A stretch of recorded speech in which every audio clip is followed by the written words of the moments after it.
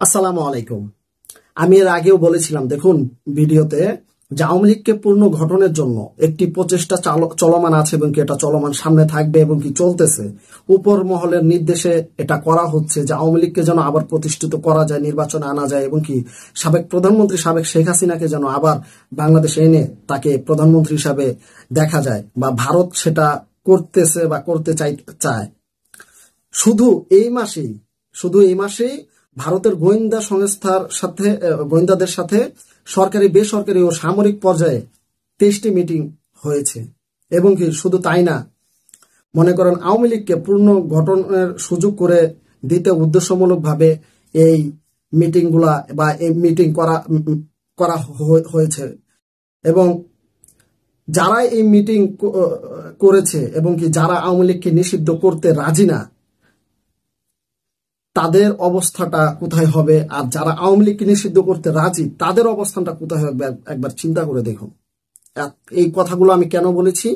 কথাগুলো এই কারণে বলেছি, হাসনাত আব্দুল্লাহ বলতেছেন শুধু এই মাসেই ভারতের গোয়েন্দা সংস্থা ও হাই কমিশন বাংলাদেশের সরকারি বেসরকারি ও সামরিক পর্যায়ে অন্তত 23টি মিটিং করেছে। লিখে রাখেন, আওয়ামী লীগকে পূর্ণ গঠনের সুযোগ করে দিতেই উদ্দেশ্যমূলকভাবে বিচারের নামে কালক্ষেপণ করা হচ্ছে। একটা পর্যায়ে গিয়ে বলা হবে এক সময়ের জন সমর্থিত রাজনৈতিক দলকে নিষিদ্ধ করা আমাদের কাজ নয়।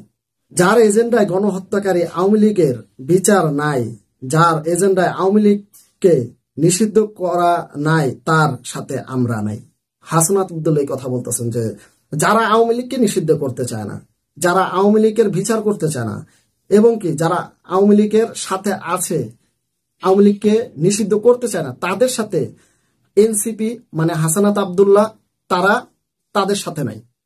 যারা আওয়ামী লীগকে নিষিদ্ধ করতে চায় না বা করতে রাজি না, এবং কি হাসনাত আব্দুল্লাহ গ্যারান্টি দিয়ে বলছে যে আওয়ামী লীগকে পূর্ণ গঠনের সুযোগ করে দিচ্ছে যাদের সাথে এই মিটিংগুলো হয়েছে। এবং কি এই মিটিংগুলা যাদের সাথে হয়েছে, সরকারি বেসরকারি সামরিক বাহিনীদের সাথে হয়েছে। এখন যাদের সাথে এই বৈঠক হয়েছে, এখন ছাত্র জনতার দাবি তাদেরকে খুঁজে বের করে এবং কি তদন্ত চালিয়ে তাদেরকে বের করে আইনের আওতায় আনা, যে কারা এটার সাথে জড়িত। এবং কি শুধু আওয়ামী লীগকে প্রতিষ্ঠার জন্যই যে এই মিটিং হয়েছে, এখানে শুধু আওয়ামী লীগকে প্রতিষ্ঠার জন্য এই মিটিং হয়নি, এখানে আরো হয়তোবা নানান কৌশল আছে, দেশকে নিয়ে একটা চক্রান্ত চলমান আছে। এবং কি ইতিমধ্যে ভারত পাকিস্তানের যে সমস্যা এবং কি বাংলাদেশকে কেন্দ্র করেও কিন্তু ভারতের একটা সমস্যা তৈরি হয়েছে। কি মনে করেছেন যে এটা শুধু আওয়ামী লীগকে প্রতিষ্ঠা করার জন্য এই মিটিং হয়েছে? না, এই মিটিংটা হয়েছে এই মাসে 23টি মিটিং যে হয়েছে, সামরিক সরকারি বেসরকারি সামরিক পর্যায়ে অন্তত 23টি মিটিং যে হয়েছে বা করেছে, এটা এখানে দীর্ঘ একটা প্ল্যানিং নিয়ে এই মিটিংটা করা হয়েছে। এই মিটিং এ অনেক কিছু লুকিয়ে আছে যেটা এখনো প্রকাশ্যে আসেনি।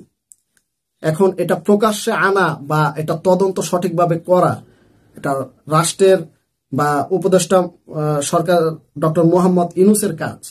এখন উনি কতটুকু এই কাজ করবে, এটা হচ্ছে সবচেয়ে বড় বিষয়। আদৌ কি উনি এটার তদন্ত করে বা ছাত্র সমাজের, ছাত্র জনতার বা তাওহীদি জনতার উনি কি কথা রাখতে পারবে?